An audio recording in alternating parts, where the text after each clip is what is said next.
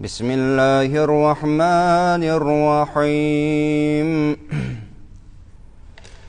واتبعت ملة آبائي إبراهيم وإسحاق ويعقوب ما كان لنا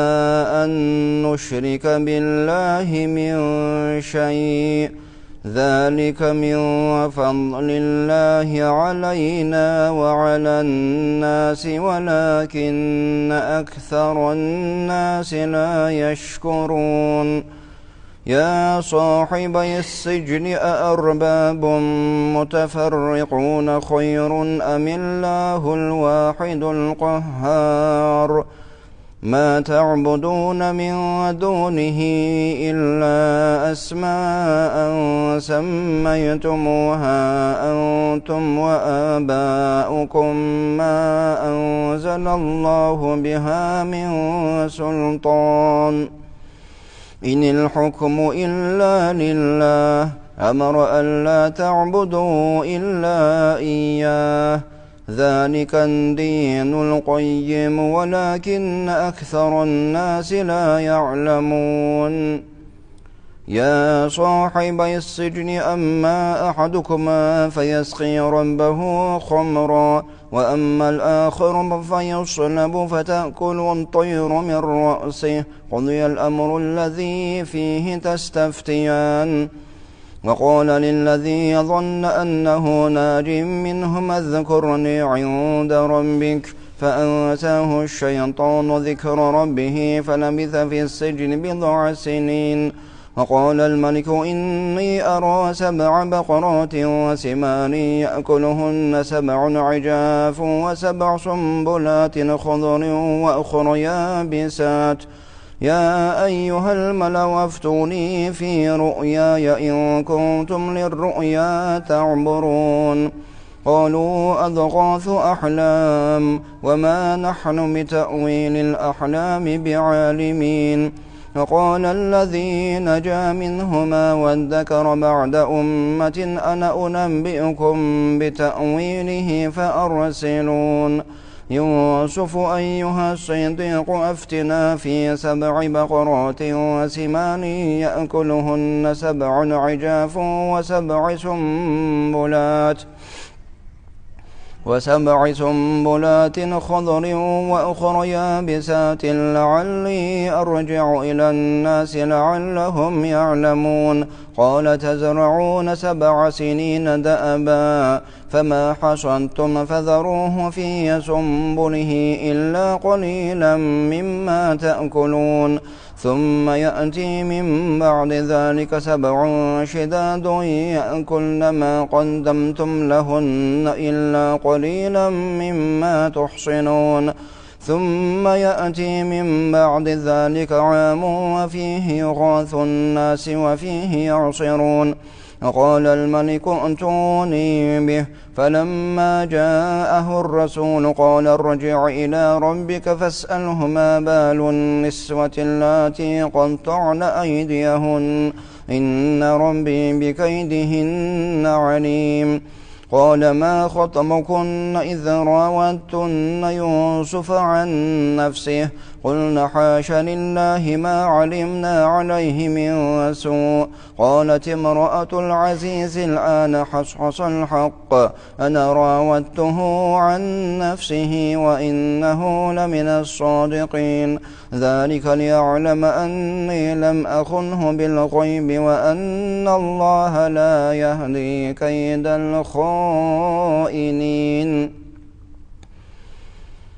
وما أبرئ نفسي إن النفس لأمارة بالسوء إلا ما رحم ربي إن ربي غفور رحيم وقال الملك ائتوني به أستخلصه لنفسي فلما كلمه قال إنك اليوم لدينا مكين أمين قال اجعلني على خزائن الأرض إني حفيظ عليم وكذلك مكنا ليوسف في الأرض يتبوأ منها حيث يشاء نصيب برحمتنا من نشاء ولا نضيع أجر المحسنين ولأجر الآخرة خير للذين آمنوا وكانوا يتقون وجاء إخوة يوسف فدخلوا عليه فعرفهم وهم له منكرون ولما جهزهم بجهازهم قال ائتوني بأخ لكم من أبيكم ألا ترون أني أوفي الكيل وأنا خير المنزلين فإن لم تأتوني به فلا كيل لكم عندي ولا تقربون قالوا سنراود عنه أباه وإنا لفاعلون وقال لفتيانه اجعلوا بضاعتهم في رحالهم لعلهم يعرفونها إذا انقلبوا إلى أهلهم لعلهم يرجعون فلما رجعوا إلى أبيهم قالوا يا أبانا منع منا الكيل فأرسل معنا أخانا نكتل وإنا له لحافظون قال هل آمنكم عليه إلا كما أمنتكم على أخيه من قبل فالله خير حافظا وهو أرحم الراحمين ولما فتحوا متاعهم وجدوا بضاعتهم ردت إليهم قالوا يا أبانا ما نبغي هذه بضاعتنا ردت إلينا ونمير أهلنا ونحفظ أخانا ونزداد كيل بعير ذلك كيل يسير قال لن أرسله معكم حتى تؤتوني موثقا من الله لتأتونني به إلا أن يحاط بكم فلما آتوه موثقهم قال الله على ما نقول وكيل وقال يا بني لا تدخلوا من باب واحد وادخلوا من أبواب متفرقة وما أغني عنكم من الله من شيء إن الحكم إلا لله عليه توكلت عليه فليتوكل المتوكلون ولما دخلوا من حيث أمرهم أبوهم ما كان يغني عنهم من الله من شيء إلا حاجة في نفس يعقوب قضاها وإنه لذو علم لما علمناه ولكن أكثر الناس لا يعلمون ولما دخلوا على يوسف آوى إليه أخاه قال إني أنا أخوك فلا تبتئس بما كانوا يعملون فلما جهزهم بجهازهم جعل السقاية في رحل أخيه ثم أذن مؤذن أيتها العير إنكم لسارقون قالوا وأقبلوا عليهم ماذا تفقدون قالوا نفقد سواع الملك ولمن جاء به حمل بعير وأنا به زعيم قالوا تالله لقد علمتم ما جئنا لنفسد في الأرض وما كنا سارقين قالوا فما جزاؤه إن كنتم كاذبين قالوا جزاؤه من وجد في رحله فهو جزاؤه كذلك نجزي الظالمين فبدأ بأوعيتهم قبل وعاء أخيه ثم استخرجها من وعاء أخيه كذلك كدنا ليوسف ما كان ليأخذ أخاه في دين الملك إلا أن يشاء الله نرفع درجات من نشاء وفوق كل ذي علم عليم قالوا إن يسرق فقد سرق أخ له من قبل فأسرها يوسف في نفسه ولم يبدها لهم قال أنتم شر مكانا والله أعلم بما تصفون قالوا يا أيها العزيز إن له أبا شيخ كبير فخذ أحدنا مكانه إنا نراك من المحسنين قال معاذ الله أن نأخذ إلا من وجدنا متاعنا عنده إنا عنده إنا إذا لظالمون فلما استيأسوا منه خلصوا نجيا قال كبيرهم ألم تعلموا أن أباكم قد أخذ عليكم موثقا من الله ومن قبل ما فرطتم في يوسف فلن أبرح الأرض حتى يأذن لي أبي أو يحكم الله لي وهو خير الحاكمين ارجعوا إلى أبيكم فقولوا يا أبانا إن ابنك سرق وما شهدنا إلا بما علمنا وما كنا للغيب حافظين واسأل القرية التي كنا فيها والعير التي أقبلنا فيها وإنا لصادقون قال بل سولت لكم أنفسكم أمرا فصبر جميل وعسى الله أن يأتيني بهم جميعا إنه هو العليم الحكيم وتولى عنهم قال يا أسفا على يوسف وابيضت عيناه من الحزن فهو كظيم قالوا تالله تفتأ تذكر يوسف حتى تكون حرضا أو تكون من الهالكين قال إنما أشكو بثي وحزني إلى الله وأعلم من الله ما لا تعلمون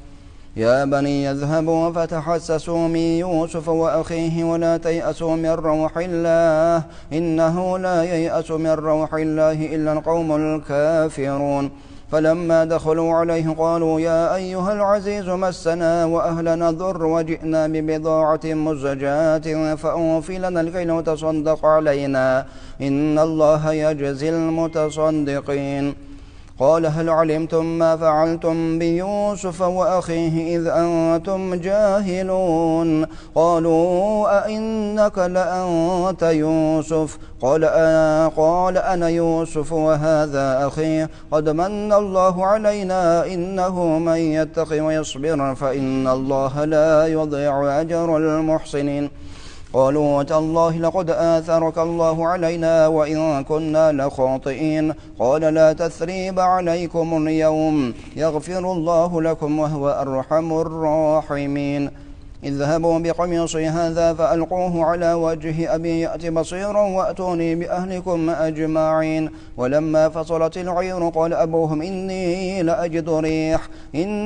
لأجد ريح يوسف لولا أن تفندون قالوا تالله إنك لفي ضلالك القديم فلما أن جاء البشير ألقاه على وجهه فارتد بصيرا قال ألم أقل لكم إني أعلم من الله ما لا تعلمون قالوا يا أبانا استغفر لنا ذنوبنا إنا كنا خاطئين قال سوف أستغفر لكم ربي إنه هو الغفور الرحيم فلما دخلوا على يوسف آوى إليه أبويه قال ادخلوا مصر إن شاء الله آمنين ورفع أبويه على العرش وخروا له سجدا وقال يا أبت هذا تأويل رؤياي من قبل قد جعلها ربي حقا وقد أحسن بي إذ أخرجني من السجن وجاء بكم من البدو من بعد أن نزغ الشيطان بيني وبين إخوتي إن ربي لطيف لما يشاء إنه هو العليم الحكيم رب قد آتيتني من الملك وعلمتني من تأويل الأحاديث فاطر السماوات والأرض أنت ولي في الدنيا والآخرة توفني مسلما وألحقني بالصالحين ذلك من أنباء الغيب نوحيه إليك وما كنت لديهم إذ أجمعوا أمرهم وهم يمكرون وما أكثر الناس ولو حرصت بمؤمنين وما تسألهم عليه من أجر إن هو إلا ذكر للعالمين وكأي من آية في السماوات والأرض يمرون عليها وهم عنها معرضون وما يؤمن أكثرهم بالله إلا وهم مشركون أفأمنوا أن تأتيهم غاشية من عذاب الله أو تأتيهم الساعة بغتة وهم لا يشعرون قل هذه سبيلي أدعو إلى الله على بصيرة أنا ومن اتبعني وسبحان الله وما أنا من المشركين وما أرسلنا من قبلك إلا رجالا نوحي إليهم من أهل القرى أفلم يسيروا في الأرض فينظروا كيف كان عاقبة الذين من قبلهم ولدار الآخرة خير للذين اتقوا أفلا تعقلون حتى إذا استيأس الرسل وظنوا أنهم قد كذبوا جاءهم نصرنا فنجي من نشاء ولا يرد بأسنا عن القوم المجرمين لقد كان في قصصهم عبرة لأولي الألباب ما كان حديثا يفترى ولكن تصديق الذي بين يديه وتفصيل كل شيء وهدى ورحمة لقوم يؤمنون بسم الله الرحمن الرحيم ألف لام ميم را تلك آيات الكتاب والذي أنزل إليك من ربك الحق ولكن أكثر الناس لا يؤمنون الله الذي رفع السماوات بغير عمد ترونها ثم استوى على العرش وسخر الشمس والقمر كل يجري لأجل مسمى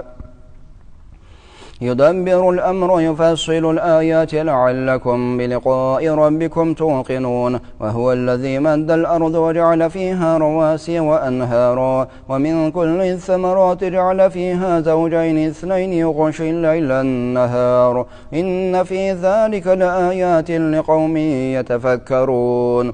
وفي الأرض قطع متجاورات وجنات من أعناب وزرع ونخيل وصنوان وغير صنوان يسقى بماء واحد ونفضل بعضها على بعض في الأكل إن في ذلك لآيات لقوم يعقلون وإن تعجب فاعجب قولهم إذا كنا ترابا أئنا لفي خلق جديد أولئك الذين كفروا بربهم أولئك الأغلال في أعناقهم وأولئك أصحاب النار هم فيها خالدون ويستعجلونك بالسيئة قبل الحسنة وقد خلت من قبلهم المثلات وإن ربك لذو مغفرة للناس على ظلمهم وإن ربك لشديد العقاب ويقول الذين كفروا لولا أنزل عليه آية من ربه إنما أنت منذر ولكل قوم هاد الله يعلم ما تحمل كل أنثى وما تغيض الأرحام وما تزداد وكل شيء عنده بمقدار عالم الغيب والشهادة الكبير المتعال سواء منكم من أسر القول ومن جهر به ومن هو مستخف بالليل وسارب بالنهار له معقبات من بين يديه ومن خلفه يحفظونه من أمر الله إن الله لا يغير ما بقوم حتى يغيروا ما بأنفسهم وإذا أراد الله بقوم سوءا فلا مرد له وما لهم من دونه من وال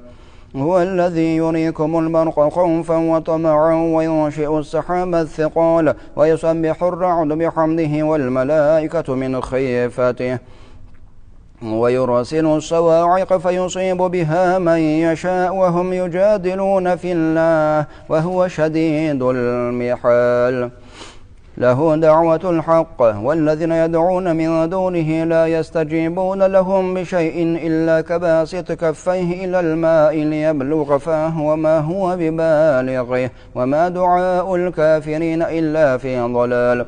ولله يسجد من في السماوات والأرض طوعا وكرها وظلالهم بالغدو والآصال قل من رب السماوات والأرض قل لله قل فاتخذتم من دونه أولياء لا يملكون لأنفسهم نفعا ولا ضرا قل هل يستوي الأعمى والبصير أم هل تستوي الظلمات والنور أم جعلوا لله شركاء خلقوا كخلقه فتشابه الخلق عليهم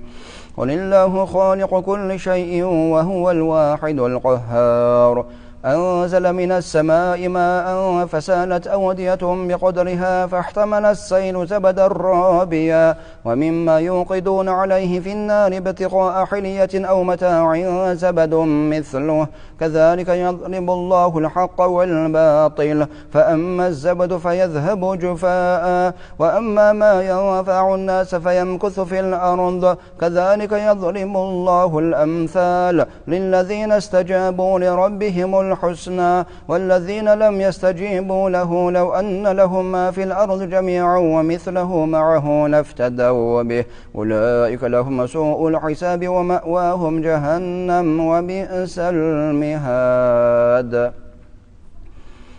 أفمن يعلم أن ما أنزل إليك من ربك الحق كمن هو أعمى إنما يتذكر أولو الألباب الذين يوفون بعهد الله ولا ينقضون الميثاق والذين يصلون ما أمر الله به أن يوصل ويخشون ربهم ويخافون سوء الحساب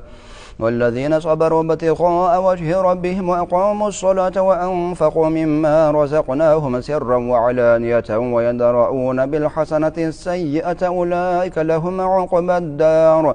جنات عدن يدخلونها ومن صلح من آبائهم وأزواجهم وذرياتهم والملائكة يدخلون عليهم من كل باب سلام عليكم بما صبرتم فنعم عقبى الدار والذين ينقضون عهد الله من بعد ميثاقه ويقطعون ما أمر الله به أن يوصل ويفسدون في الأرض أولئك لهم اللعنة ولهم سوء الدار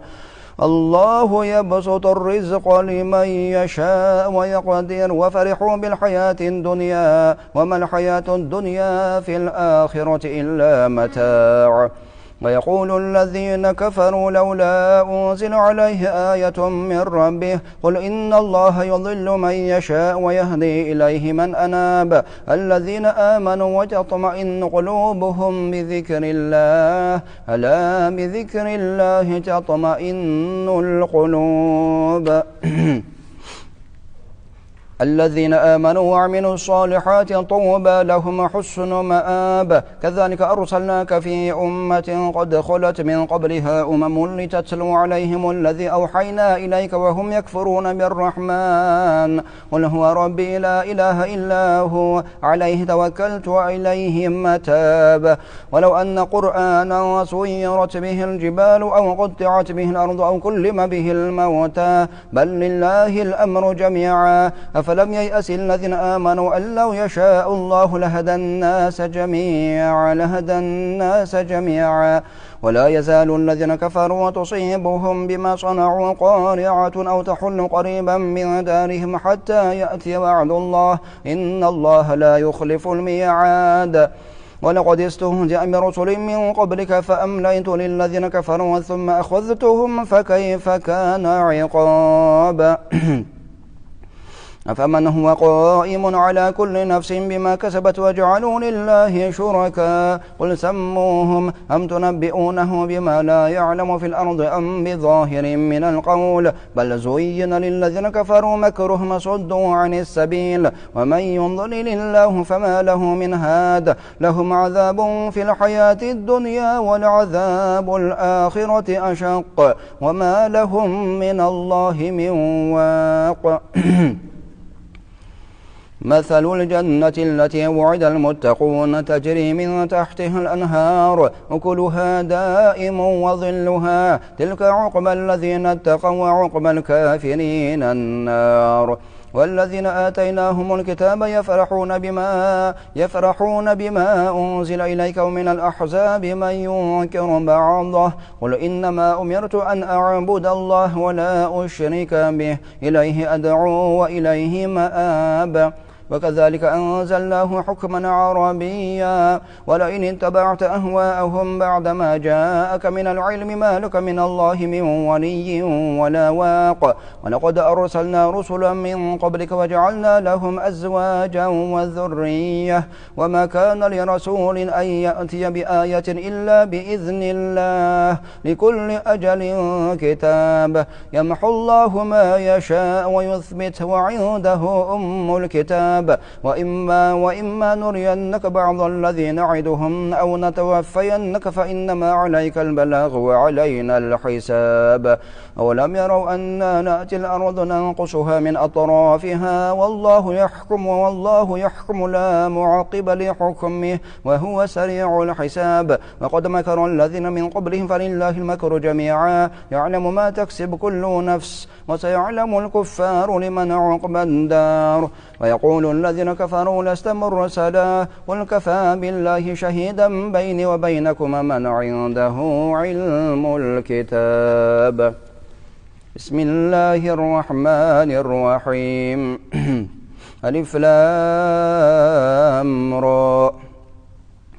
كتاب أنزلناه إليك لتخرج الناس من الظلمات إلى النور بإذن ربهم إلى صراط العزيز الحميد الله الذي له ما في السماوات وما في الأرض وويل للكافرين من عذاب شديد الذين يستحبون الحياة الدنيا على الآخرة ويصدون عن سبيل الله ويبغونها عوجا أولئك في ضلال بعيد وما أرسلنا من رسول إلا بلسان قومه ليبين لهم فيضل الله من يشاء ويهدي من يشاء وهو العزيز الحكيم ولقد أرسلنا موسى بآياتنا أن أخرج قومك من الظلمات إلى النور وذكرهم بأيام الله إن في ذلك لآيات لكل صبار شكور وإذ قال موسى لقومه اذكروا نعمة الله عليكم إذ أنجاكم من آل فرعون يسومونكم سوء العذاب ويذبحون أبناءكم ويستحيون نساءكم وفي ذلكم بلاء من ربكم عظيم وإذ تأذن ربكم لئن شكرتم لأزيدنكم ولئن كفرتم إن عذابي لشديد وقال موسى إن تكفروا أنتم ومن في الأرض جميعا فإن الله لغني حميد ألم يأتكم نبأ الذين من قبلكم قوم نوح وعاد وثمود والذين من بعدهم لا يعلمهم إلا الله جاءتهم رسلهم بالبينات فردوا أيديهم في أفواههم وقالوا إنا كفرنا بما أرسلتم به وإنا لفي شك مما تدعوننا إليه مريب قالت رسلهم أفي الله شك فاطر السماوات والأرض يدعوكم ليغفر لكم من ذنوبكم ويؤخركم إلى أجل مسمى قالوا إن أنتم إلا بشر مثلنا تريدون أن تصدونا عما كان يعبد آباؤنا فأتونا بسلطان مبين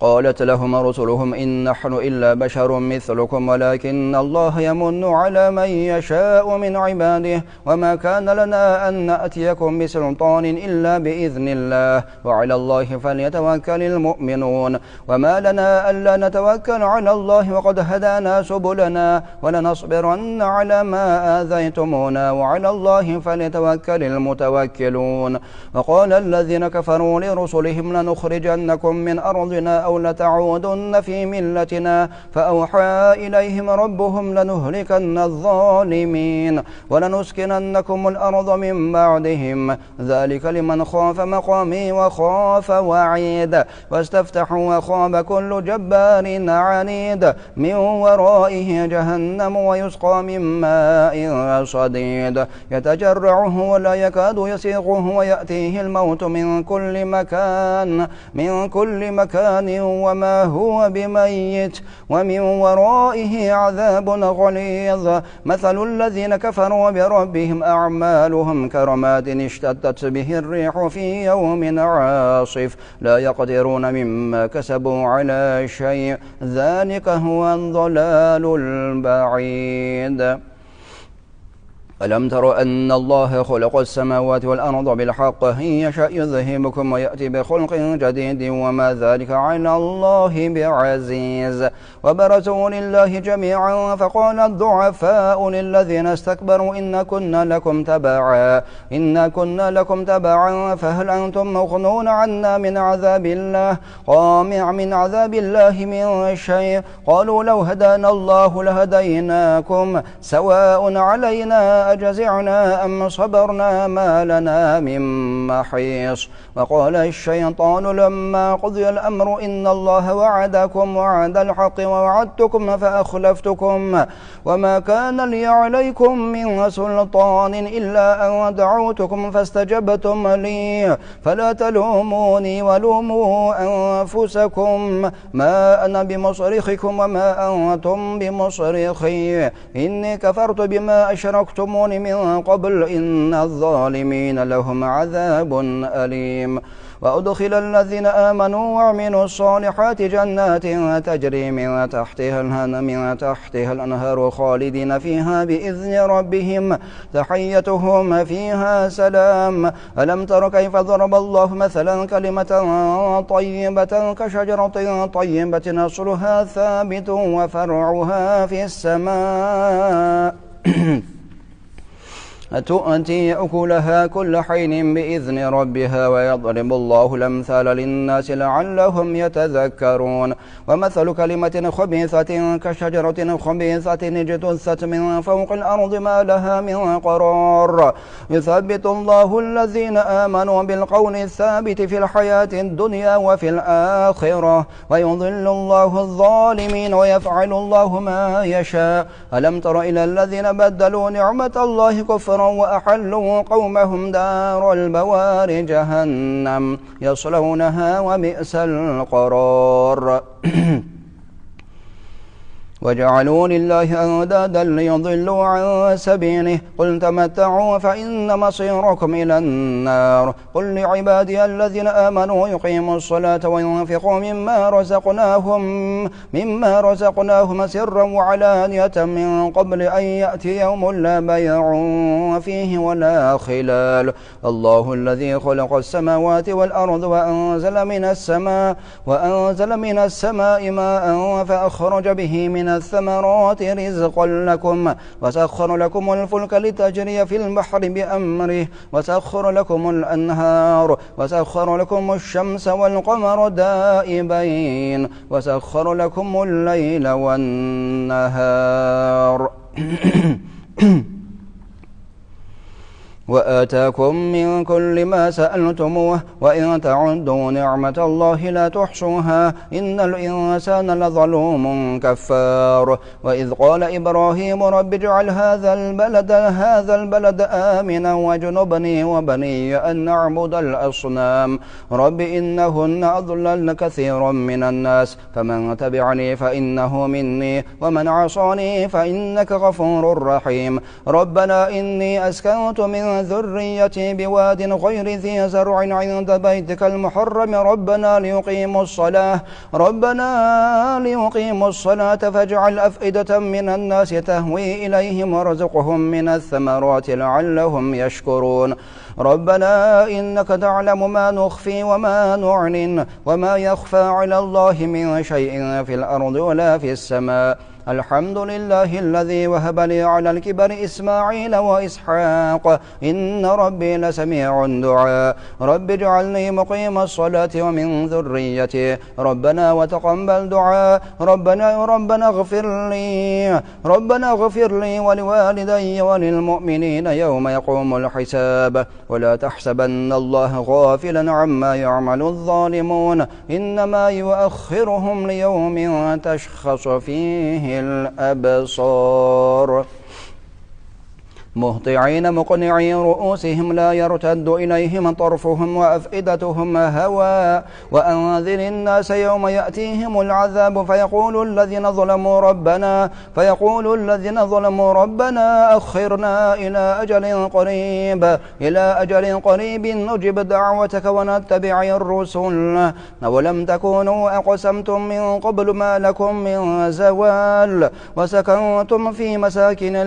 مساكن الذين ظلموا أنفسهم وتبين لكم كيف فعلنا بهم وضربنا لكم الأمثال. وقد مكروا مكرهم وعند الله مكرهم وإن كان مكرهم لتزول منه الجبال. فلا تحسبن الله مخلف وعده رسوله إن الله عزيز ذو انتقام. يوم تبدل الأرض غير الأرض والسماوات وبرزوا لله الواحد القهار وترى المجرمين يومئذ مقرنين في الأصفاد سرابيلهم من قطران وتغشى وجوههم النار ليجزي الله كل نفس ما كسبت إن الله سريع الحساب. هذا بلاغ للناس ولينذروا به وليعلموا أنما هو إله واحد وليذكر أولو الألباب. صدق الله العظيم. سبحان ربك رب العزة عما يصفون وسلام على المرسلين والحمد لله رب العالمين. بسم الله الرحمن الرحيم. اللهم ارحمنا بالقرآن العظيم واجعله لنا إماما ونورا وهدى ورحمة. اللهم ذكرنا منه ما نسينا وعلمنا منه ما جهلنا وارزقنا تلاوته آناء الليل وأطراف النهار واجعله لنا حجة يا رب العالمين برحمتك يا أرحم الراحمين.